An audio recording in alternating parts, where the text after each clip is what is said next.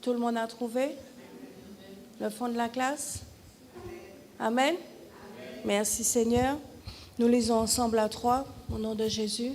Béni soit Dieu, le Père de notre Seigneur Jésus-Christ, qui selon sa grande miséricorde nous a régénérés pour une espérance vivante par la résurrection de Jésus-Christ d'entre les morts.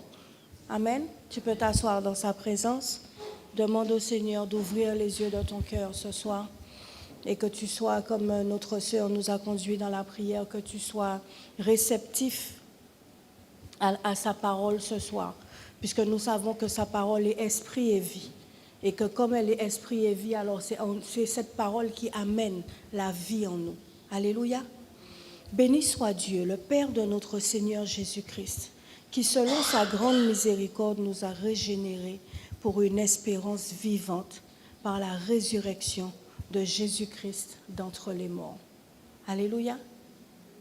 Est-ce que tu peux relire, comme le verset est affiché, est-ce que tu peux le relire encore pour toi-même, pour que tu puisses l'intégrer, que tu puisses le lire toi-même à haute voix?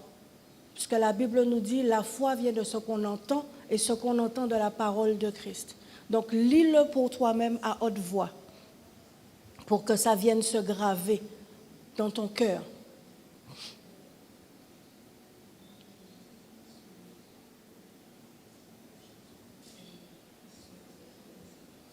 Parce que ce verset-là, ce n'est pas un verset comme ça. Il y a pas de toute façon, il n'y a pas de verset comme ça. Mais il y a des versets, il y a des vérités qui sont indispensables pour nous, qui sont capitales pour nous dans notre vie chrétienne et dans notre marche avec Dieu. Alléluia. Alors relis encore une fois. Béni soit Dieu. Bénis le Seigneur. Pendant que tu dis béni soit Dieu, toi-même, bénis le Seigneur. Dis-lui, Seigneur, que tu sois béni. Toi, le Père de notre Seigneur Jésus, qui, selon ta grande miséricorde, m'a régénéré pour une espérance vivante par la résurrection de Jésus-Christ d'entre les morts. Béni sois-tu, Éternel mon Dieu. Béni sois-tu pour cette œuvre de grâce. Pour cette œuvre, Seigneur, que tu as accomplie, que toi seul étais capable de faire en nous. Béni sois-tu, Seigneur de gloire. Béni sois-tu. Béni sois-tu, Seigneur. Tu es merveilleux. Merci, Seigneur. Mon âme te bénit. Mon âme te bénit, t'élève, te glorifie, Seigneur, mon Dieu et mon roi. Parce que, Seigneur de gloire, ta parole est la vérité. C'est cette parole qui met la vie en nous. Alors je bénis ton nom, Seigneur de gloire. Je bénis, Seigneur, ton amour, ta bonté, ta fidélité envers chacun de nous pour ce que tu as fait, Seigneur, et que tu feras encore dans nos vies, dans le nom puissant de Jésus. À toi soit la gloire, l'honneur, la puissance et la majesté. Alléluia. Je rends grâce à Dieu pour son serviteur, l'apôtre Jean, qui me fait encore qui me renouvelle encore sa confiance pour que je puisse me tenir devant vous ce soir. Alléluia. Béni soit Dieu. L'apôtre Pierre, n'est pas en train de nous dire béni soit Dieu quand tout va bien. Pas quand tu as eu un miracle. Ne bénis pas Dieu pas parce que tu as reçu quelque chose de lui. Il est en train de leur dire bénis-le parce qu'il a fait quelque chose en toi d'exceptionnel. Il a produit en toi, dans ton être intérieur, quelque chose que lui et lui seul était capable de faire. C'est pour ça qu'il leur dit, béni soit Dieu. Béni soit Dieu. Alléluia. Laisse-moi te dire, bien-aimé, la plus grande chose que Dieu puisse faire dans ta vie, c'est de te donner une nouvelle vie.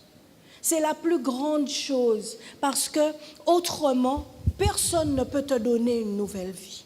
C'est lui qui est passé par la croix pour te donner cette nouvelle vie. Et cette nouvelle vie-là, elle vient à cause du sacrifice de la croix et de sa résurrection. Et c'est ce que l'apôtre est en train de nous dire. C'est ce que l'apôtre Pierre est en train de nous dire. Il y a des gens qui reçoivent des choses. Il y a des gens qui reçoivent des miracles, qui ont de l'argent, qui ont toutes sortes de choses. Mais ce sont des gens dont le cœur n'est pas changé. Ce sont des gens qui restent dans la tristesse, qui n'ont aucune paix en eux. Ce sont des gens qui sont là et qui cherchent ce que nous, qui peut-être n'avons pas toutes les finances que nous aurions souhaité avoir, mais que nous avons. Cette paix, cette joie, cette espérance. Alléluia.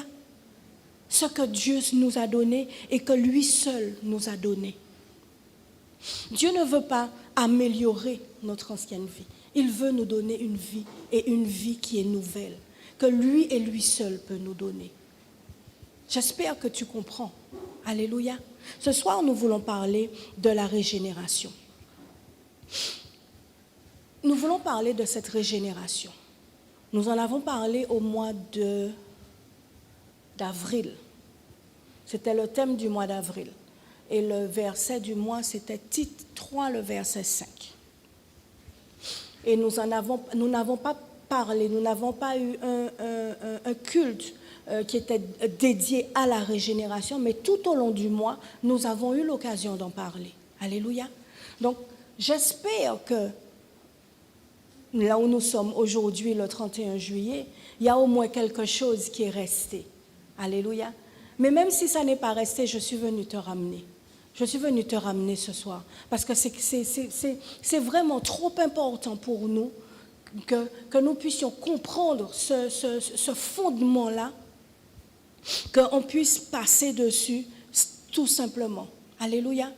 Et cette vie, cette nouvelle vie que nous avons par la régénération, c'est ce dont Jésus parle à Nicodème lorsqu'il lui dit « il faut naître de nouveau ».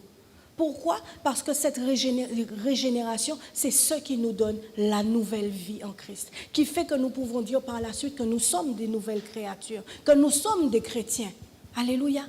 C'est cette nouvelle vie, c'est au travers de cette régénération et qui est opérée par qui? Par la personne du Saint-Esprit. Alléluia. C'est vrai qu'on peut connaître beaucoup de versets. On peut connaître beaucoup de versets, on peut connaître beaucoup de chants chrétiens, mais ne pas connaître Dieu. Ne n'avoir jamais laissé cette vie entrer en nous. On peut être assis à l'église pendant des années et des années, avoir dit oui, je reçois Jésus-Christ, etc., mais qu'il n'y a rien qui s'est véritablement produit en nous. Parce que la nouvelle vie, cette régénération, doit produire un fruit en nous. Et ce fruit-là, il doit être visible extérieurement. Alléluia. Parce que c'est une œuvre qui se fait à l'intérieur, mais qui, de cet intérieur, doit rejaillir. Qui doit être visible par tous ceux qui sont autour de nous. Alléluia.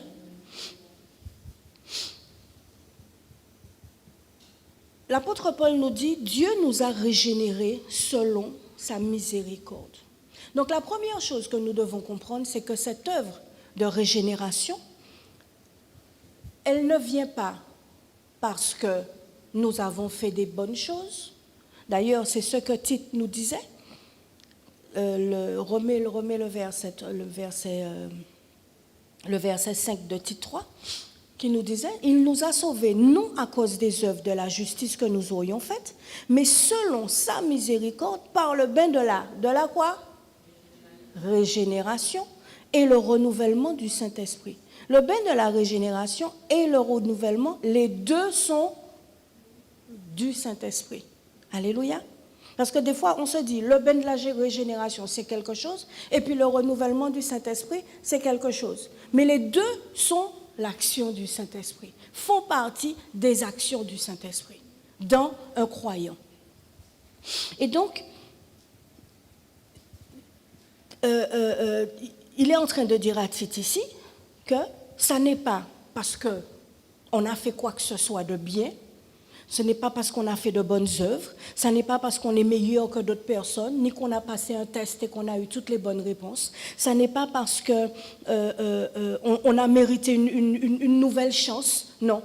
Si nous sommes sauvés, si nous sommes régénérés, c'est pourquoi c'est à cause de sa miséricorde. Et seulement sa miséricorde. Alléluia.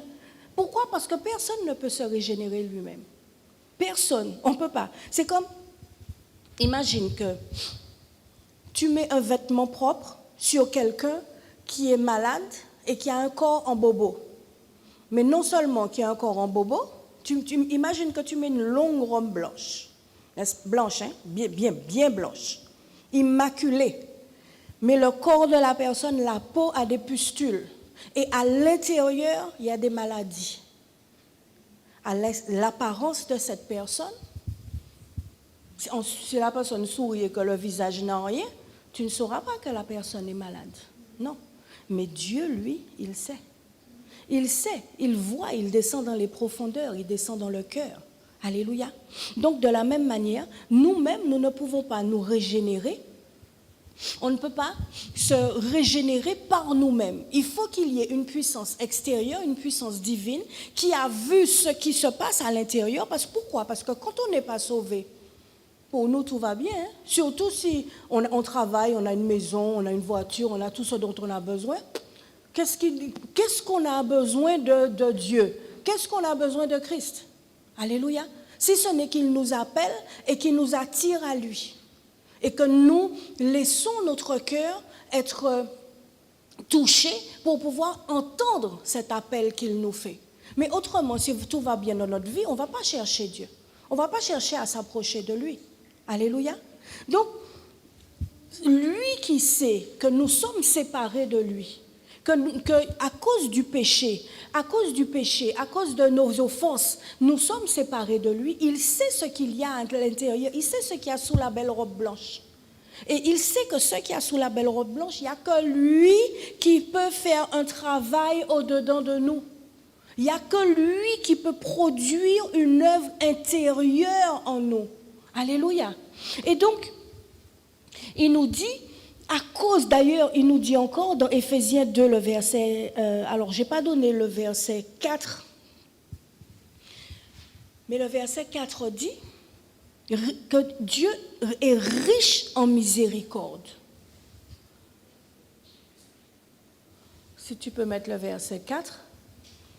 Dieu qui est riche en miséricorde, à cause du grand amour dont il nous a aimés, verset 5.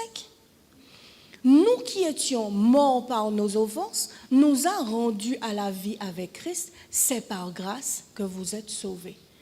Par sa grande miséricorde. Parce qu'il est riche en miséricorde. Alléluia. Il n'avait aucune obligation de le faire. Lorsque l'homme a péché, a fauté, il aurait pu dire, bon, tu vois cette affaire-là, moi je détruis tout ça, je suis avec mon fils, il a tout ce dont il a besoin, j'ai ce dont il a besoin, l'esprit, le fils et le père sont un, on n'a rien besoin d'autre. On n'a rien besoin d'autre. Pour faire quoi on a créé ces gens-là qui font n'importe quoi. On détruit tout, et puis voilà. Ou bien on recrée, et à ce moment-là, on ne leur donne pas le libre arbitre, on leur donne que le bien. Amen? Mais non, dans sa miséricorde. Pourquoi? Parce que dans son amour, malgré les offenses, malgré les fautes, il a choisi déjà de donner le libre arbitre, mais il a choisi de faire en sorte qu'il y ait un moyen pour que nous soyons réconciliés avec lui. Et au travers de cette réconciliation, que nous soyons donc régénérés. La régénération, c'est quelque chose qui se fait dans l'esprit. Lorsque nous sommes régénérés, c'est notre esprit qui est régénéré. Notre corps, il ne change pas. Notre âme n'a pas changé. Mais notre esprit est régénéré. D'ailleurs, c'est ce que Jésus donc dit à Nicodème, qu'il faut naître de nouveau. Jean 3, le verset 3. Mais ensuite, au verset 6, il lui dit que celui qui est né de la chair est chair, mais celui qui est né de l'esprit est esprit. Donc, c'est notre esprit qui est régénéré. Donc, Dieu n'est pas dans une affaire de réparation de l'homme humain, de l'homme physique, du vieil homme, ce que nous appelons le vieil homme. Il n'est pas dans une affaire de réparation, mais il est dans une affaire de nouveauté, de quelque chose de totalement nouveau qui n'avait jamais existé précédemment. Tous ceux de l'Ancien Testament, ils n'ont pas pu bénéficier de ça. Tant que Jésus n'était pas arrivé et qu'il n'était pas passé par la croix, qu'il n'était pas mort et ressuscité par l'esprit de résurrection, on ne pouvait pas bénéficier de cette régénération. Alléluia. Et donc, là où nous étions morts, puisqu'il nous dit que nous étions morts par nos offenses et par nos péchés. D'ailleurs, le premier verset de Éphésiens 2 nous dit que nous étions morts par nos offenses et nos péchés. Lorsque nous étions morts par nos offenses et nos péchés, donc lorsque nous étions morts, il a fallu que cette puissance de résurrection, cette puissance divine, descende sur nous pour pouvoir régénérer notre esprit. Alléluia, régénérer notre esprit. Donc ça veut dire que, si on regarde les implications, ça veut dire que si notre esprit est régénéré, il n'est plus lié, il n'est plus attaché au péché. Parce que précédemment, il était soumis au péché. Précédemment, il était soumis à la mort. Il était soumis à tout ce qui était comme condamnation. Mais à partir du moment où il est régénéré, il n'est plus soumis à cela parce qu'il a reçu une nouvelle vie. Amen. Donc ça veut dire que si tu es là encore aujourd'hui, toi qui as donné ta vie à Jésus-Christ, ça veut dire que tu es là pas parce que tu as été meilleur qu'un autre, que tu as été plus fort, que tu as fait quoi que ce soit. Ça veut dire qu'il a usé de miséricorde envers toi et envers moi. Amen. Et c'est pour ça que tu peux dire béni soit Dieu, le Père de notre Seigneur Jésus-Christ. Alléluia. Parce que tu n'as rien fait. Si ce n'est qu'un jour, tu as entendu quelqu'un qui est venu te parler de Jésus-Christ, que tu as laissé le Saint-Esprit qui a frappé à la porte de ton cœur, tu l'as laissé te parler, tu l'as laissé, même si tu ne comprenais pas tout, mais tu l'as laissé entrer au-dedans de toi et agir, te régénérer. Alléluia. Mais tu n'as rien fait. Il nous dit, c'est par grâce que vous êtes sauvés. Nous n'avons rien fait. Alléluia. Nous n'avons rien fait. Lui, il a tout fait. Il a tout fait. Amen.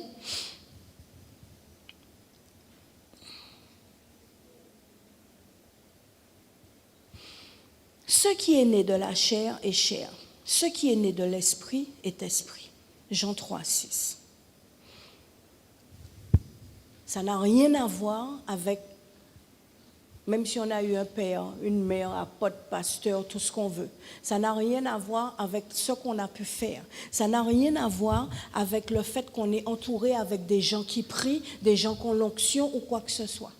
C'est une affaire qui est personnelle. C'est une affaire qui est personnelle. C'est entre toi et le Saint-Esprit. Alléluia.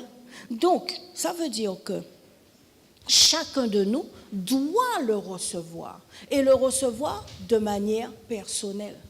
Quand tu as un enfant, comme Armel est avec son petit là ce soir, ou Coralie avec ses enfants, quand tu as un enfant et que tes enfants n'ont pas encore la capacité de pouvoir recevoir le Seigneur, toi tu es responsable de leur vie spirituelle, tu es responsable de leur esprit et tu es responsable de leur âme. Donc tu es responsable de les couvrir du sang de Jésus-Christ, tu es responsable de les prier, de prier pour eux, tu es responsable d'appeler à l'existence ce que Dieu a déclaré sur leur vie.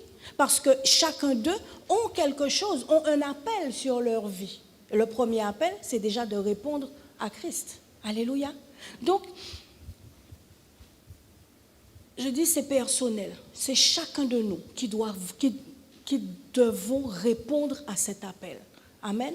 Et c'est ta responsabilité de parent de conduire ton enfant dans la foi pour que, au temps convenable, lui aussi réponde à cet appel.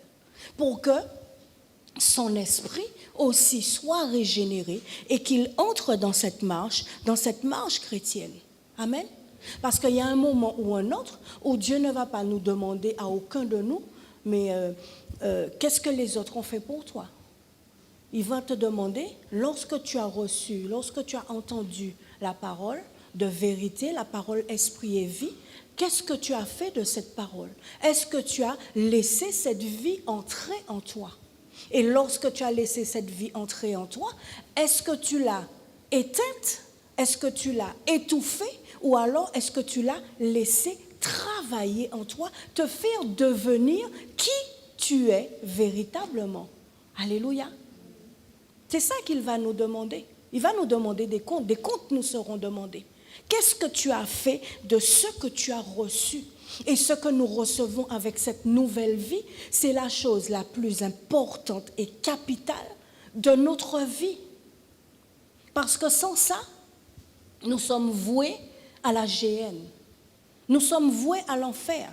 Si nous ne naissons pas de nouveau, nous sommes voués à l'enfer. Alléluia. Nous allons appartenir à Dieu de toute façon, puisque que bon, que méchant, que au paradis, que en enfer, toute créature lui appartient. C'est juste que moi, j'ai pas envie de... Alors, on l'imagine comme étant du feu et de la chaleur et tout ça. Moi, j'ai pas envie de me trouver dans ce lieu-là. En fait, c'est un lieu où on est séparé de la présence de Dieu. Je n'ai pas envie de me trouver dans ce lieu-là. Donc, cette nouvelle naissance qu'il a produite en moi, je veux que cela puisse produire quelque chose en moi. Alléluia. C'est le Saint-Esprit qui fait cette œuvre en nous. Nous avons entendu tout ce mois-ci où nous avons parlé de la personne du Saint-Esprit, que le Saint-Esprit c'est une personne, c'est la... Alors, c'est trois personnes, c'est une personne en trois personnes, ça peut être compliqué à comprendre. Le Saint-Esprit, c'est l'Esprit de Dieu. C'est ça, hein? C'est le Saint-Esprit. Esprit Saint. Et comme Dieu est Saint, 3 fois Saint, donc c'est l'Esprit de Dieu. Donc c'est l'Esprit Dieu. Amen? Donc c'est lui, Jésus n'étant plus là, l'Éternel habite dans une lumière insondable, puisqu'on matérialise comme ça, mais c'est comme si c'est 3 fonctions pour une seule personne, si on peut dire. Donc c'est le Saint-Esprit qui est là, qui agit d'esprit à esprit, puisque Jésus, lui, devait passer par la croix, par la mort, la résurrection, la glorification, pour que nous puissions vivre cette régénération.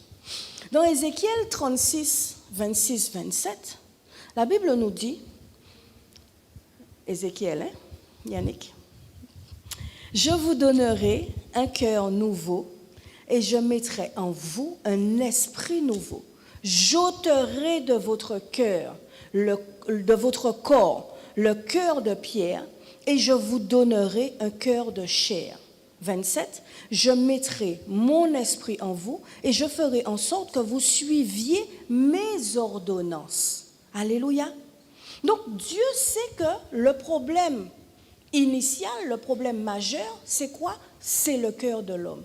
Le problème réside pas seulement dans les actes, c'est à cause du cœur que nous allons commettre de mauvais actes. Et c'est ce qui s'est passé avec Adam et Ève. Le cœur a été contaminé par ce que Ève a vu et entendu. Le cœur a été contaminé et en continuation, eh bien, elle aussi, elle a contaminé Adam. Amen. Et donc, le problème, c'est le cœur. Le problème, c'est le cœur. Vous voyez? Et nous le savons. On sait que commettre tel ou tel acte, c'est un péché. D'accord? C'est-à-dire manquer ce bout. C'est mauvais. Mais on va et on le fait quand même. Pourquoi? Le cœur. Le cœur. Le cœur est mauvais. D'ailleurs, c'est écrit dans la Bible. Le cœur de l'homme est mauvais. Amen? Et c'est pour cela qu'il y a eu le déluge, parce que le cœur de l'homme est mauvais. Il y a des gens qui doivent pardonner. Ils savent intellectuellement qu'ils doivent pardonner, mais leur cœur va rester fermé à ce pardon. Ça va rester fermé. Pourquoi? Parce que le cœur est mauvais. Il y en a d'autres qui veulent marcher avec Dieu, mais ils laissent leur cœur résister à Dieu. Pourquoi? Parce qu'ils pensent que c'est plus facile d'avoir une vie mondaine que d'avoir une vie, une marche avec Dieu. Or, au final, la vie mondaine, elle n'est pas plus facile. Pourquoi? Parce qu'elle va t'emmener dans la mort et la destruction. Elle va t'emmener dans la destruction. Donc, le problème, c'est le cœur. C'est le cœur. Et c'est pour ça qu'il dit que nous avons besoin d'un cœur nouveau et qu'il va mettre en nous un cœur nouveau. En fait, lorsqu'il met en nous un cœur nouveau, il vient, le cœur de Pierre, c'est quoi? C'est le cœur qui va résister à la parole, qui va résister à ce que je viens de dire, en fait. Tu sais que ça, tu ne dois pas le faire, mais tu le fais quand même. Donc, il va résister. Et plus tu résistes, plus le cœur va s'endurcir. Et plus il va s'endurcir, plus il va devenir dur comme un roc. Alléluia. C'est ça le cœur endurci. Or, ce cœur-là, plus il va aller et plus il va s'endurcir, moins ça sera possible que cette personne puisse être changée, être transformée par le Saint-Esprit. Parce que, comme je disais, la régénération, ça se passe dans l'esprit. D'ailleurs, il dit ensuite, je mettrai mon esprit en vous et je ferai en sorte que vous suiviez mes ordonnances. Donc, c'est lorsqu'il y a cette œuvre de régénération, que son esprit vient habiter en nous, que notre esprit est régénéré. Et donc, comme notre esprit est régénéré, son esprit va habiter en nous, va demeurer en nous. C'est ainsi que nous allons pouvoir faire ce qui est juste. Parce que c'est le Saint-Esprit lui-même qui nous conduit à faire ce qui est juste. Par nous-mêmes, ça n'est pas possible. On va essayer. On a tous une conscience. Donc, on va essayer, on va faire. Il y a certaines choses que l'on va faire. D'ailleurs, on le voit dans le monde. Des gens que l'on appelle des païens qui ont une conscience et ne vont pas faire des choses qui sont mal. Mais ça n'est pas pour autant qu'ils pourront dire qu'ils sont enfants de Dieu. Pourquoi? Parce qu'ils ne seront pas nés de nouveau. Parce qu'ils n'auront pas été régénérés selon la miséricorde de Dieu. Alléluia. Et donc, c'est le Saint-Esprit qui fait cette œuvre en nous et qui va mettre en nous la nature, parce qu'il est en nous, la Bible nous dit, celui qui n'a pas l'esprit de Christ ne lui appartient pas. Donc, lorsque l'esprit est régénéré, la vie de Christ vient en nous. L'esprit de Christ habite en nous. Pardon. D'accord? Et comme l'esprit de Christ, chez nous on dit c'est l'esprit corps qui met corps. Vous connaissez cette parole? Ça sort d'où? De la Bible. C'est l'esprit qui dirige le corps. Amen? En fait, il est en train de nous dire que quand ton esprit est régénéré, il va être en mesure de dominer sur l'âme et cette âme-là va être en mesure de dominer sur le corps. Amen. De pouvoir dire à ton corps, non, mon corps, tu te soumets. Tu es en jeûne et prière, sors devant le réfrigérateur. Sors, va prendre ta Bible, lis, prie. C'est ça. C'est parce que l'esprit, il est régénéré qu'il va arriver à contrôler en quelque part l'âme. Pourquoi? Parce que l'âme, c'est les émotions, c'est les sentiments, c'est j'ai faim, je suis en jeûne mais j'ai faim, donc je vais manger. Je ne peux pas, je vais tomber. Non, tu ne vas pas tomber, tu as des réserves. Même si tu n'es pas gras, tu as des réserves, on a tous des réserves, on peut vivre sans manger au moins 3 jours. Amen. Quand on regarde des gens qui font la grève de la faim, ce n'est pas avant combien de jours qu'on les emmène à l'hôpital, n'est-ce pas? Ils boivent de l'eau et ils survivent. Donc, on ne va pas mourir si on ne mange pas. Donc, le Saint-Esprit vient mettre en œuvre, en nous, cette nature de Christ. Et cette nature de Christ qu'il met en nous va faire que nous allons aimer Dieu, aimer les choses de Dieu. Amen. La régénération, la définition, c'est l'œuvre surnaturelle de l'Esprit Saint qui transforme le cœur humain, le passant de la mort spirituelle à la vie en Dieu et qui produit une transformation intérieure profonde et le renouvellement de l'esprit par la puissance divine. Amen. Donc ça veut dire qu'avant la régénération, tu pouvais entendre parler de Jésus, mais ça ne t'intéressait pas. Ça t'ennuyait. Ou même, tu pouvais lire ta Bible, mais ça t'ennuyait aussi. Alléluia. Tu pouvais trouver que le péché, c'était normal. Même si ta conscience te disait que, mais comme personne ne te voyait, personne n'était au courant, donc ce n'était pas grave. Amen. Mais lorsque l'esprit te régénère, donc régénère ton esprit, à ce moment-là, comme l'esprit ne défend pas la fausseté, il n'accepte pas la tricherie, il n'accepte pas ces choses-là, donc il va venir te corriger. Il va venir te dire,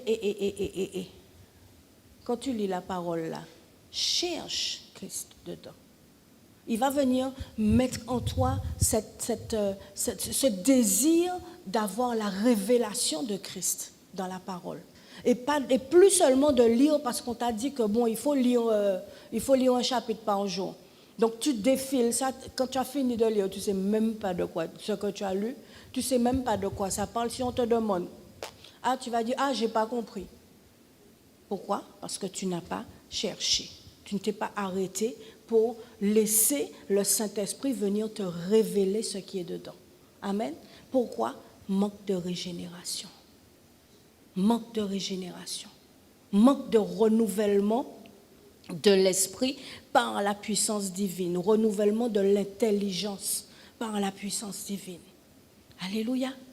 Lorsque tu as cette régénération-là, tu ne vas plus prendre les choses à la légère. Tu ne vas plus prendre les choses de Dieu à la légère. Tu vas les faire avec cœur. Tu vas les faire parce que tu vas obéir, pas parce que c'est une obligation, mais tu vas obéir par amour. Et ça, c'est le premier signe que effectivement ton esprit est régénéré. Que tu as reçu cette régénération-là. Alléluia. Il nous dit que nous sommes régénérés par la puissance, par la résurrection de Jésus-Christ. Si Jésus n'était pas mort, s'il n'était pas mort et que l'esprit de résurrection, donc l'esprit Dieu, n'était pas allé le toucher, il ne serait pas ressuscité. Le corps Jésus serait resté dans le tombeau. Amen. Mais qu'est-ce que nous savons? Que le tombeau, il est vide. Si Jésus n'était pas ressuscité, notre foi, elle serait vaine. Il n'y aurait aucune raison d'avoir foi en lui, puisqu'il serait comme Mahomet, il serait comme Bouddha, tous ceux-là qui sont morts, qu'on a appelés des dieux, mais tous ceux-là qui sont morts, qui ne sont pas ressuscités, et qui ne sont morts pour personne. Ils sont morts parce que c'était le temps pour eux de mourir. Amen. Donc, lorsqu'il est passé par le tombeau, il a tout vaincu. Il a vaincu la mort, il a vaincu le péché, il a vaincu la maladie, il a vaincu Satan, ses démons, il a vaincu toutes les difficultés, il a tout vaincu. Et à cause de cela, comme il est sorti du tombeau, alors il nous fait sortir aussi du tombeau dans lequel notre vie était, lorsque nous sommes régénérés. Amen. Et il nous dit dans Romains 6, le verset 4, « Nous avons donc été ensevelis avec lui par le baptême en sa mort, afin que comme Christ est ressuscité des morts par la gloire du Père, de même, nous aussi, nous marchions en nouveauté de vie. » Alors peut-être que nous n'étions pas dans des tombeaux physiques, mais peut-être que spirituellement, nous avait déjà mis dans des tombeaux.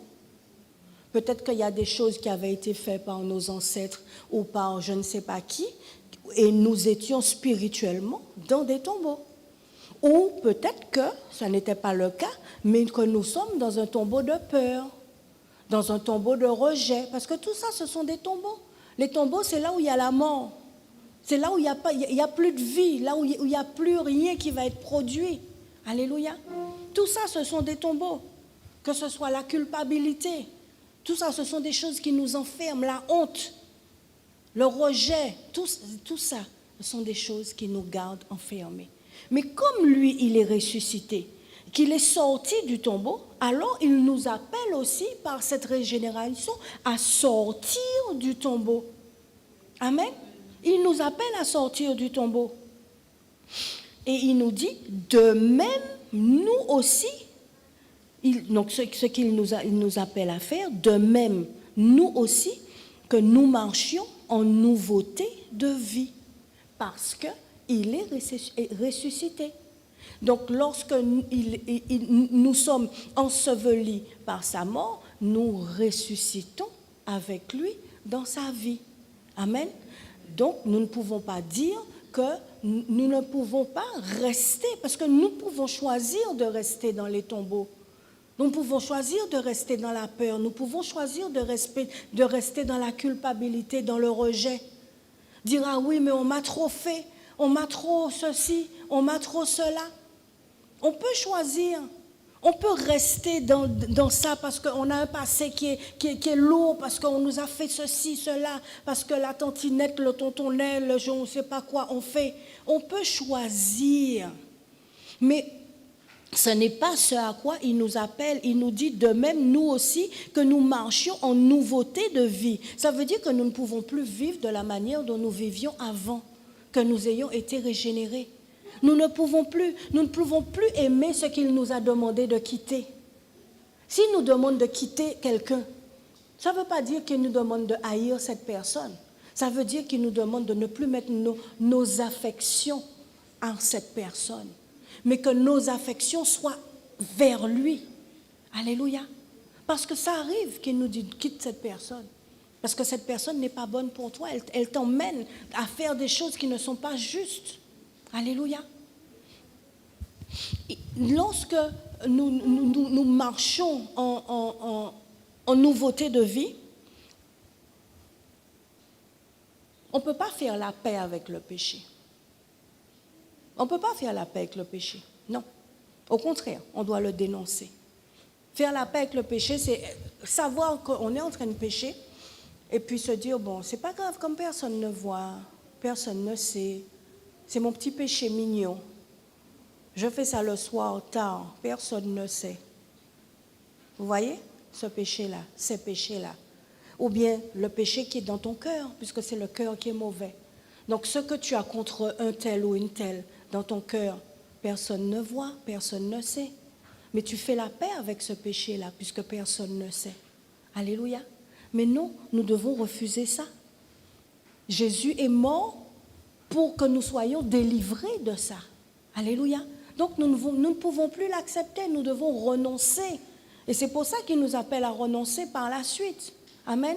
Même lorsque nous faisons notre confession de foi, il nous appelle à renoncer à nos péchés. Parce qu'il a pris sur lui ses péchés, sur le bois de la croix. Alléluia. Ce n'est pas pour rien qu'il a été crucifié. C'est pour que chacun de ses péchés, chacune de ses condamnations soit clouée à la croix. C'est ce que nous dit Colossiens.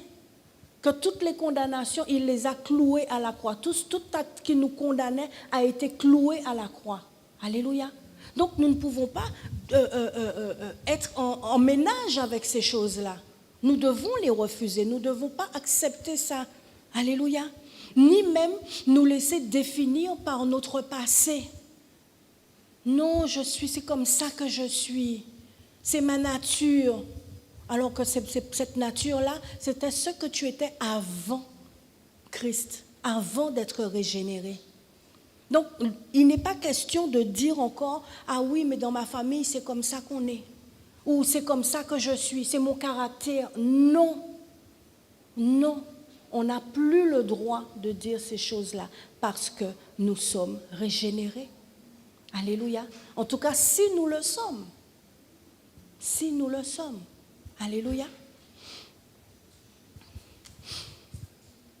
La vie de Christ en nous, cette régénération que l'Esprit fait en nous, et lorsqu'il vient habiter en nous, c'est comme ça que l'apôtre Paul dit, ça n'est plus moi qui vis, c'est Christ qui vit en moi.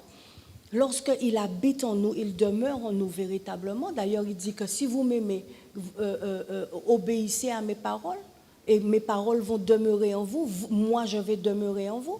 Mais si effectivement il vit en moi, alors sa nature va faire que ma manière de parler, ma manière de penser, d'agir, même de prier ou de servir va être différente que si je n'avais été régénéré.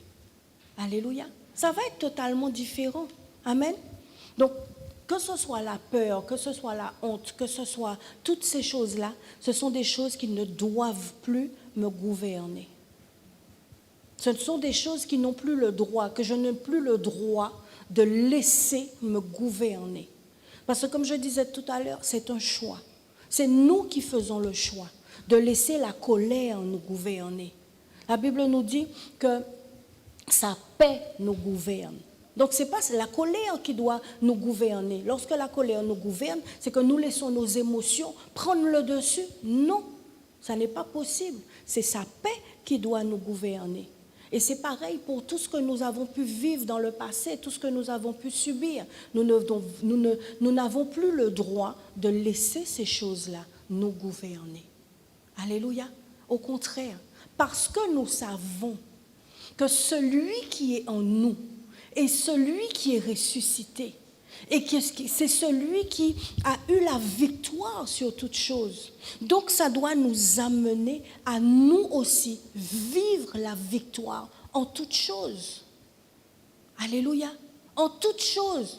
Ça ne veut pas dire que nous n'avons pas le droit d'avoir peur, qu'une peur n'arrive, mais tout de suite nous devons être en mesure de dominer sur cette peur, de dominer sur cette peur, de dominer sur la confusion qui peut venir. On ne sait pas quoi faire. Non, l'esprit que nous avons, c'est un esprit de maîtrise, un esprit en anglais on dit sound mind, un esprit sain, S-A-I-N, pas S-A-I-N-T, un esprit qui est sain dans toute sa sanité d'esprit. Alléluia. C'est cet esprit-là, c'est le verset de Timothée qui dit que ce n'est pas un esprit de peur que nous avons, c'est un esprit de force, de sagesse et d'amour. Amen.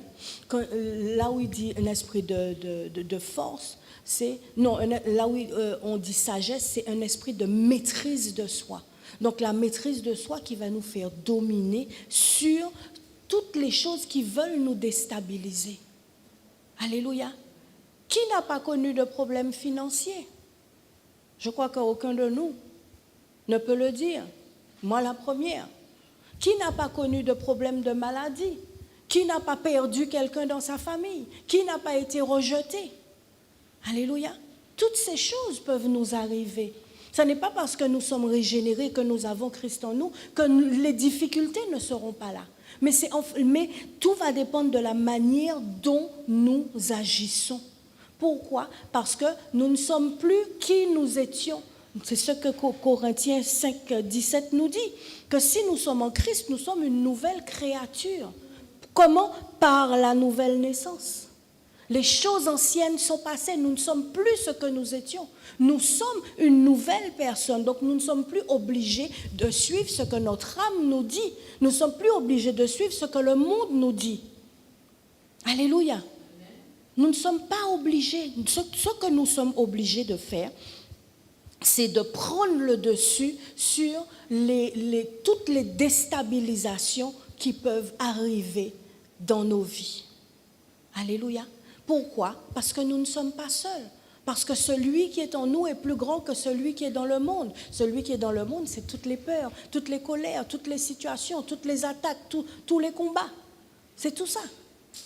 C'est tout ce qui vient contre nous, contre notre paix. C'est ça, celui qui est dans le monde.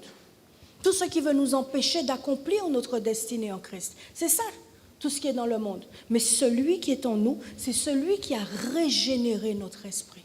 Et l'esprit régénéré est celui qui nous fait marcher comme Christ. Alléluia.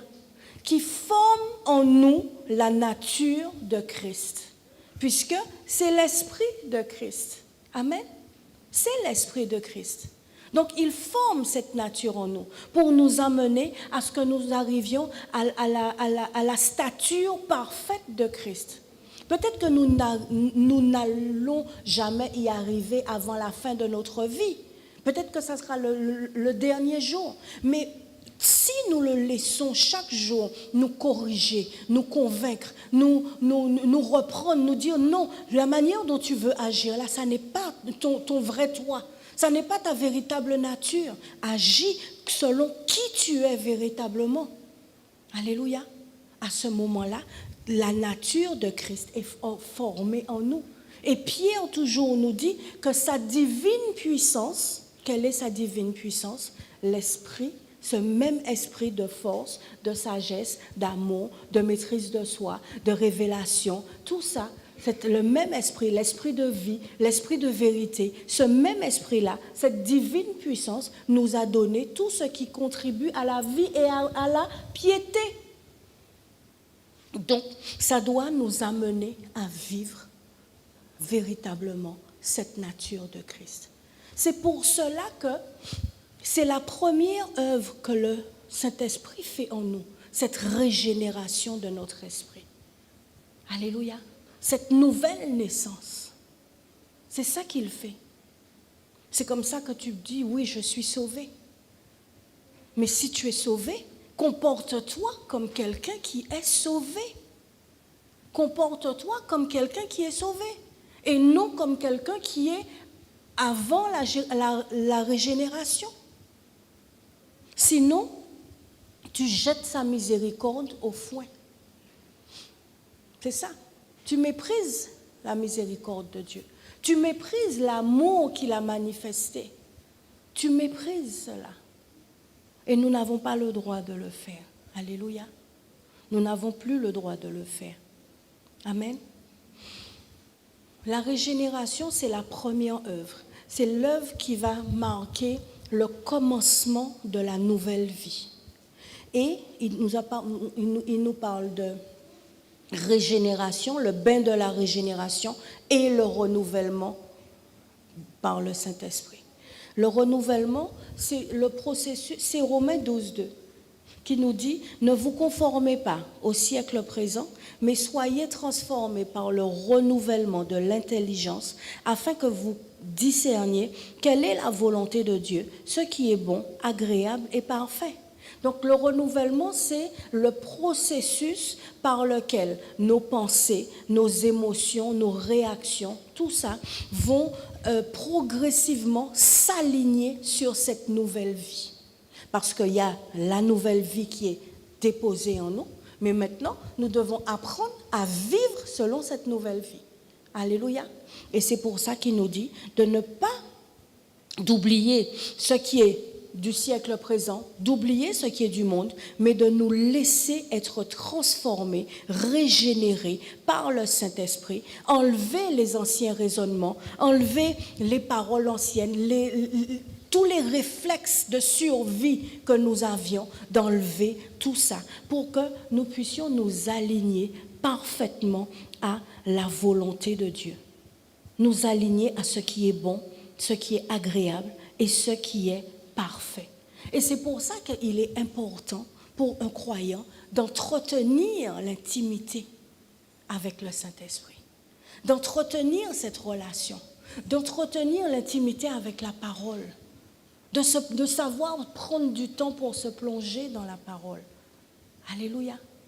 Si on vous dit de ça, c'est pas juste pour faire bien, c'est pas pour vous embêter, c'est parce que c'est la seule manière de faire. C'est la seule manière de faire. Les choses ne tombent pas du ciel comme ça. Les choses viennent lorsque nous sommes des sacrificateurs. Et c'est un sacrifice que nous devons faire. Laisser le Saint-Esprit nous renouveler. Renouveler notre intelligence. Renouveler nos pensées. Renouveler tout ce que nous sommes. Alléluia. Accepter cette transformation, ce processus continuel, parce que ça n'est pas en une fois. La nouvelle vie, la régénération, c'est une fois. Mais la suite, le renouvellement, la restauration, tout ça, c'est un processus. C'est un processus qui doit se faire. Et ça, c'est jusqu'à la fin de notre vie. Parce qu'il y a toutes ces anciennes choses-là, les atavismes qui doivent être arrachés de nous. Arrachés de nous. Pour que ce qui est de la nouvelle vie prenne véritablement place en nous et soit manifeste en nous. Alléluia. Et il termine en nous disant que, remets le verset de 1 Pierre 3, il termine en nous disant que nous sommes régénérés pour une espérance vivante. Une espérance vivante, ça ne vous rappelle rien? Jérémie 23, 11, qui nous dit: moi, l'Éternel, j'ai des projets pour vous, pas des projets de malheur, mais des projets afin de vous donner un avenir et de l'espérance. Donc, en fait, une espérance dans laquelle, un avenir dans lequel nous pouvons espérer. Des plans, des projets qu'il a pour nous et qui ne dépendent en rien de ce que le monde peut faire. Qui ne dépendent en rien de ce que le monde peut nous donner. L'espérance, baisse un peu, l'espérance chrétienne, l'espérance biblique n'a rien à voir avec ce que le monde propose. L'espérance du monde, c'est selon ce qu'on va voir, selon ce qu'on nous a déjà dit.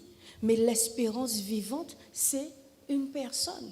Et cette espérance vivante, c'est Jésus-Christ. C'est parce qu'il est vivant. C'est parce qu'il est vivant que nous pouvons avoir cette espérance-là.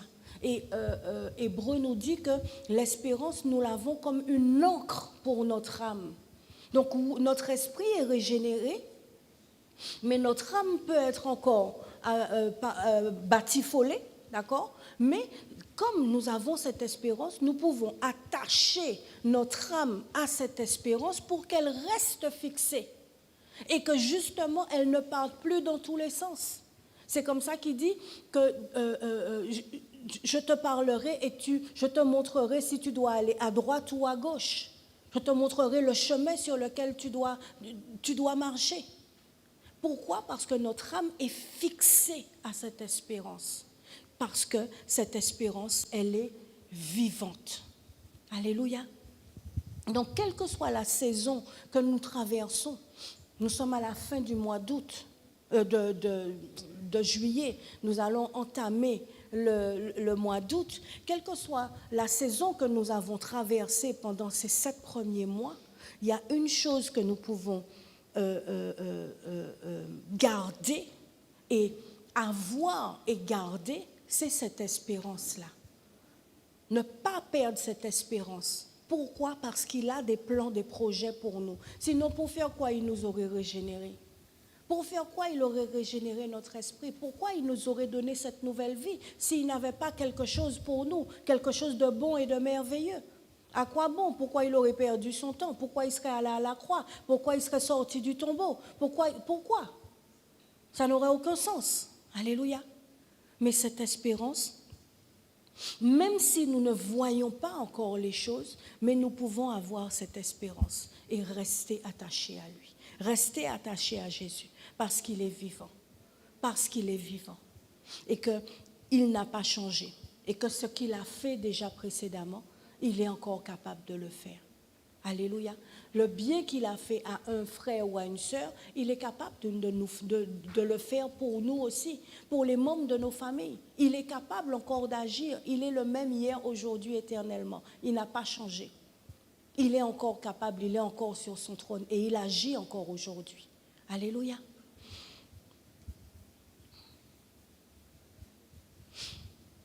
Alors, je ne sais pas comment tu as vécu ton mois de juillet. Je ne sais pas comment est ton cœur maintenant, mais peut-être que tu as été tu as été un peu détourné, un peu déstabilisé, peut-être que tu as laissé le monde prendre la place en toi, prendre la place dans ton cœur, prendre la place dans tes pensées. Peut-être que tu as essayé de faire des choses par tes propres forces. Or, ce n'est pas ce qu'il nous dit. Alléluia. Ça n'est pas ce qu'il attend de nous dans la parole. Et lorsque nous le voyons bien, lorsque nous regardons, lorsque nous essayons de faire les choses par nous-mêmes, nous n'avons pas la paix en nous. Nous n'avons pas la paix dans notre cœur. Alléluia. Donc si tu te trouves dans cette position-là, sache que le Seigneur ne te condamne pas. Que ce soir encore, il t'appelle. Il t'appelle à lui. Il t'appelle à lui, il t'appelle à revenir à lui. Il t'appelle à laisser sa vie prendre sa place en toi. Je ne crois pas que vous qui êtes présents, je ne crois pas que aucun de vous n'avez pas été régénéré dans votre esprit. Alléluia. Mais peut-être que vous vous êtes laissé submerger par quelque chose. Si c'est ton cas, je vais t'inviter à te mettre debout et nous allons prier. Alléluia. Parce que cette vie doit être restaurée en toi. Cette vie doit être restaurée en toi pour que l'œuvre de renouvellement et de restauration qu'il veut faire dans nos vies, que cette œuvre-là puisse se continuer, qu'elle puisse être agissante, active dans nos vies. Alléluia. Merci Seigneur. Tel que je suis, sans rien à moi, sinon ton sang versé pour moi, et ta voix qui m'appelle, agneau de Dieu, vers toi je viens, tel que je suis, sans rien à moi, sinon ton sang versé pour moi, et ta voix qui m'appelle, agneau de Dieu, vers toi je viens, je viens. Dis-lui, Seigneur, je viens, ce soir je viens à toi. Parle-lui ce soir. C'est un cœur à cœur qu'il veut avoir avec toi en cette fin de mois, pour que demain, lorsque nous allons nous retrouver ici pour la retraite, qu'il puisse restaurer d'autres choses dans notre vie. Mais la première chose, c'est que cette vie soit restaurée en nous. Cette vie-là, cette vie nouvelle, qu'elle soit restaurée en nous. Alléluia.